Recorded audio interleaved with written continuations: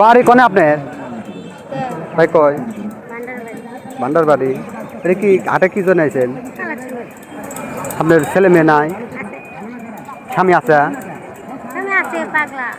পাগলা কাজ কাম করে না? ও, আর আর ছেলে মেয়ে বড় না? ও, রোজগার করার মতো কেউ নাই? ও ও, তো টাকা তুলে কি করবেন? বাজার করবেন? ও, আচ্ছা, আমাদের কাছে তো তেমন কিছু নাই।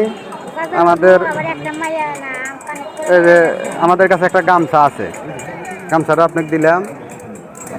আর আমাদের জন্য দোয়া করে না। এই যে এদিক তাকায় বলেন, জ্বালা ফলো দিয়ে।